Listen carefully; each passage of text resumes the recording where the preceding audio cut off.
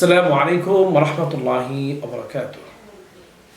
যে সকল ভাই বোনেরা আমাদের এই ইসলামিক অনুষ্ঠানের পাশে রয়েছেন, সবাইকে এফকিউ চ্যানেল ও মার্কাজুল উলুম ফাতাহিয়া সেন্টার জয়রাবাড়ি হেমাদপুর সাবা ঢাকার পক্ষ থেকে জানাচ্ছি অসংখ্য শুকরিয়া। আহমদ আলী মানিকগঞ্জ থেকে প্রশ্ন করেছেন। তার প্রশ্ন হলো, আপন বাগ্নির মেয়েকে বিয়ে করা যাবে কিনা? বিষয়টি জানালে অনেক খুশি হব। আহমদ আলীকে এই প্রশ্নই করার জন্য অসংখ্য ধন্যবাদ। তার প্রশ্ন উত্তর হলো, আপন বোন বাগ্নি যেভাবে মাহরামদের অন্তর্ভুক্ত, ঠিক তদ্রূপ তাদের পরবর্তী অর্থাৎ তাদের নিম্ন স্তরের যে সমস্ত সন্তানাদি হবে, অর্থাৎ বাগ্নির মেয়ে হোক, তার নাতনি হোক, তারাও মাহরামদের অন্তর্ভুক্ত।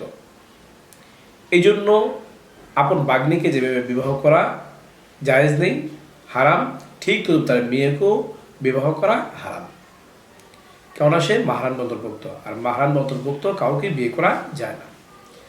এই মাসলার রেফারেন্স উদ্ধৃতি হাওল আপনারা পাবেন সূরা নিসায়ে 23 নম্বর আয়াতে, তাফসিরে মাযহারি 2 নম্বর খণ্ডের 265 নম্বর পৃষ্ঠায়, আব্দুল মুখতারের 4 নম্বর খণ্ডের 108 নম্বর পৃষ্ঠায়, আল বাহরাকে 3 নম্বর খণ্ডের 164 নম্বর পৃষ্ঠায়, ফাতোয়া হিন্দিয়ার 1 নম্বর খণ্ডের 339 নম্বর পৃষ্ঠায়।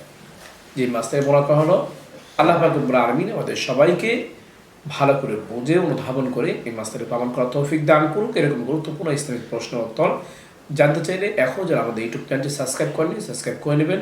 ভিডিওটি ভালো লাগলে লাইক করে শেয়ার করবেন। তাছাড়া আপনাদের কোনো প্রশ্ন থাকলে ইউটিউব কমেন্ট বক্সে আপনারা প্রশ্ন করতে পারেন। এর পাশাপাশি আমাদের একটি এফকিউ নামে ফেসবুক পেজও রয়েছে, সেখানে গিয়ে ফলো লাইক দিয়ে আমাদের পাশে থাকতে পারেন।